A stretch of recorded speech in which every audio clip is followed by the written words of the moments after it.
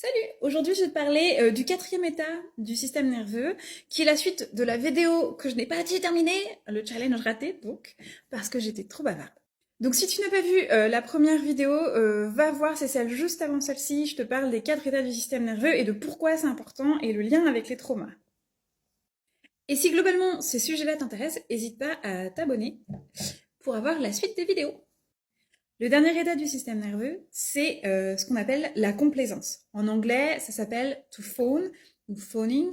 Et moi avant, je disais faire le lèche-cul. Et il s'avère qu'il y a des gens qui ont bien plus de vocabulaire que moi et qui ont un vocabulaire bien plus beau. Et donc, on dirait plutôt la complaisance. Comme dans toutes les vidéos que je partage, globalement, il faut savoir que les états de système nerveux, ce sont des spectres. Donc la complaisance, ça peut être très grave. Par exemple, une femme qui va courir son mari incestueux plutôt que protéger ses enfants, ça va être de la complaisance, c'est-à-dire elle se met du côté du plus fort de son mari. Mais ça peut être très très léger avec ce qu'on appelle en anglais le people pleasing. Donc c'est les gens qui ont envie de faire plaisir tout le temps et qui vont dire oui à des choses auxquelles elles pensent non. Elles vont ne pas donner leurs idées face à quelqu'un parce qu'elles, même si elles sont pas d'accord, ne vont pas exprimer leur désaccord par exemple, ne pas oser dire bah non je veux pas venir parce qu'elles ont pas envie ou parce qu'elles ont d'autres choses à faire.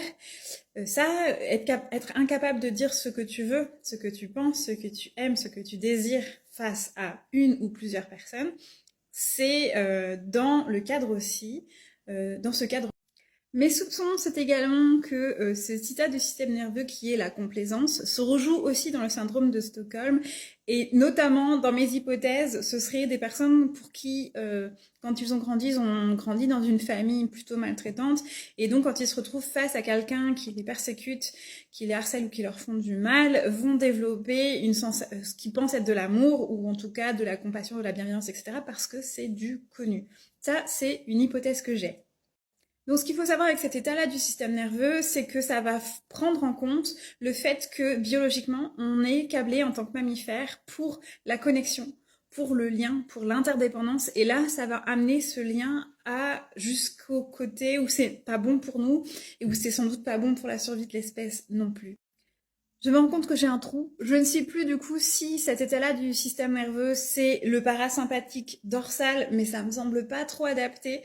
Pour moi, si c'est de la connexion, ce serait le parasympathique ventral, mais qui s'opère dans des moments où c'est pas approprié. Quand on est face à une agression, ce n'est pas normalement approprié de se mettre du côté de l'agresseur.